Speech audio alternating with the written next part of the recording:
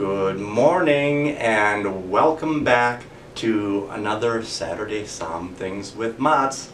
Hi, I'm Mats, back from holiday, back from the motherland, and welcome to my Pinot party today. I have a good first-time guest. Her name is Erin Williams, and she works for Integrated Bev Company, and we're going to talk about these different Pinots, 3 from Oregon, 1 from Italy. So I'm going to throw this over to you, Erin. Welcome, and let's go. All right, let's do this. Hi, I'm Erin Williams. I'm with Integrated Bev. We are going to predominantly, like he said, be tasting through Oregon, but we figured we'd start with the exception first. The first 2 are going to be Pinot Gris and Pinot Grigio. I think people often ask and wonder what the difference is between Pinot Gris and Pinot Grigio. Correct. They are very much the same grape. Oftentimes when it's made domestically, it connotates a style, so Pinot Grigio being much drier, Pinot Gris being a little bit more aromatic. Why are we doing Italian when we have a whole bunch of Oregon? Well, this is actually kind of an interesting story. Rascal's been a brand that we do for quite some time. Rascal is the name of the original Oregon winemaker. His dog was named Rascal. So it became a project that we started doing, which we donate a portion of our proceeds towards the National Humane Society. This vintage was very special and very different for us because we decided to partner with one of our other brands out of Italy.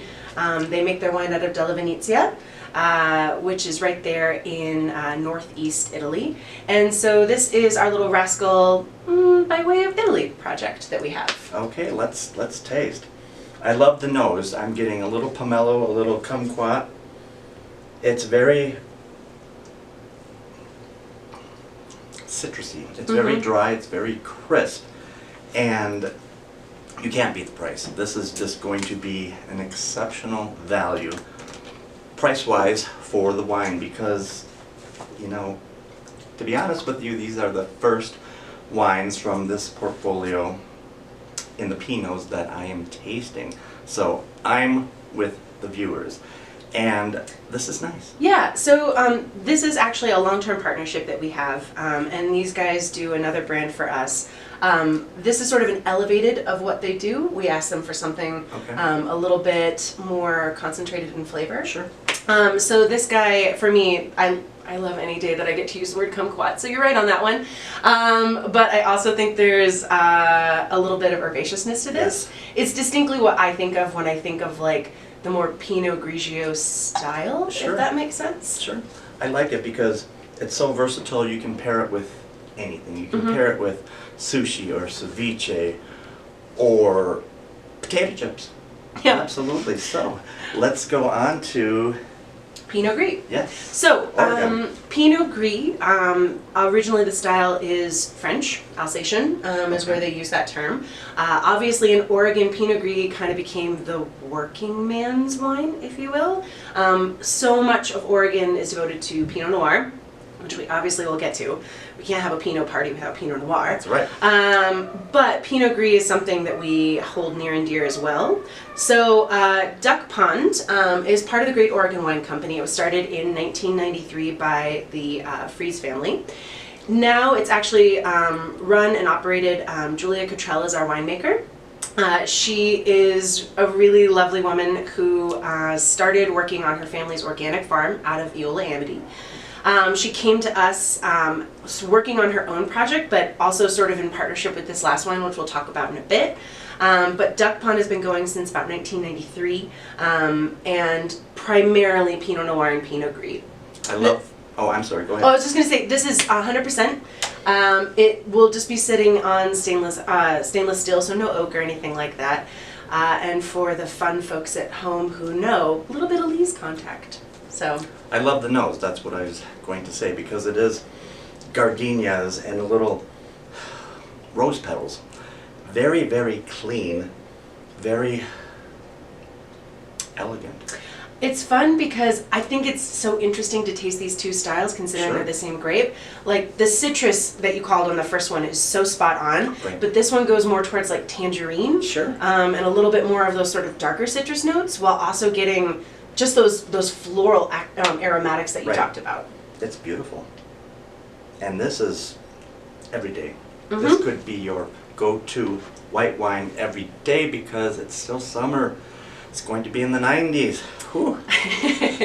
I mean, I personally am drinking rosé still, so.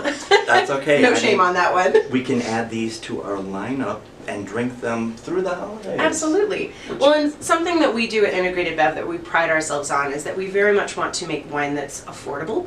We very much want to make wine that doesn't hit the pocketbook, so that's sort of important for us. So we're going to move on to Pinot Noir. Obviously, Oregon has really staked its name on Pinot Noir. This is going to be Oregon appellated versus Willamette appellated. I bring that up only because obviously Willamette is the mainstay of where people think of when they think of Oregon Pinot Noir. Sure, sure. We appellated this to Oregon because we own some vineyards down a little bit further south. Okay. In a single vineyard called Coles Valley Vineyard, which we feel very passionately about. We do Chardonnay and we do Pinot Noir out of there. Umpqua is very specifically where Right, it is, for all of you who totally know the Oregon map by heart. But this is going to be 100% Pinot Noir. It will see a little oak in the beginning, but nothing long term. Something else that's really important to us that I should mention on all of these wines is something called the Clean Label Project. Okay. We farm organically. All of these are organically farmed. Great. However, the Clean Label Project is something that we do. Let's say you're farming organically, but your neighbor isn't. Okay. And they spray on a windy day. You still get some of those herbicides and pesticides in your vineyard. We test every single lot that comes into our winery and make sure that there are no herbicides, pesticides, or heavy metals in every single bottle that you drink from us. I like this because for Oregon Pinots, they're incredibly affordable and quite tasty. I'm getting dried cranberries, a little sage, some macerated strawberries. It's just beautiful. The layers are coming through the longer it sits in the glass. I think that one of my favorite things about Oregon Pinot is that it gets some of those forest floor notes. Sure. And this one for me definitely gets kind of that like walking through the forest on a fall day, kind of desiccated, which isn't always, a word that I think is a magical wine term, but it's so nice because you can just taste grilled chicken or sausages and peppers. You can have Caesar salads. This is so versatile. Before we put this line up here, I put a slight chill on the last two Pinots, which you can do because there are no rules when it comes to tasting wine. Which brings us agreed to number 4. That makes me think of my mother actually, because when I got into the wine industry, my mother is a devout pink wine from a box drinker. Okay. And when I got into the wine industry, she was like, does this mean I have to stop drinking my Franzia? And I'm like, no, Mom. Wine is like art. You like what you like.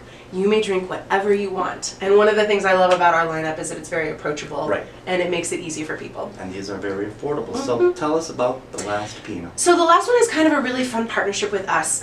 So Tad Seastad started this winery in 1997, I believe. Originally, it came sort of by way of him starting Ransom Distilling, but he was using wine to make his vermouths and had a couple of vineyards that he acquired. And so we came on the scene and partnered with him. And the fun sort of connection that I was talking about is that Julia Cottrell, after she went to school, one of her first harvests that she worked was with Tad. So they have sort of been working in partnership for quite some time. And so now that she's at the helm of making these wines, I think it's a really fun little send-off because she's been intimately familiar with the wine itself. Jigsaw is named basically it's named for the fact that all of the parts come from Willamette, but come from various different vineyards. So we say that it makes sort of a full puzzle piece together.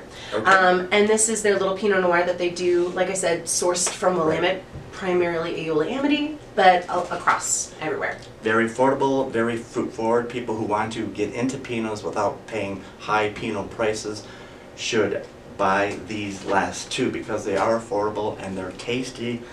And time has just flown by. This is fantastic. Strawberries, raspberries, black cherries, you've got it all. And I can't thank everybody out there, the viewers, Erin for joining me for my first Pinot party. Yeah, thanks for And- making my first time so lovely. Absolutely. So thank you again to everybody out there. Stop in. Miss Sheila will have these on sale. I love these. You will love these. Cheers, Cheers. Erin, and I hope you come back because this is fun. So have a good weekend, everybody, and we will see you soon.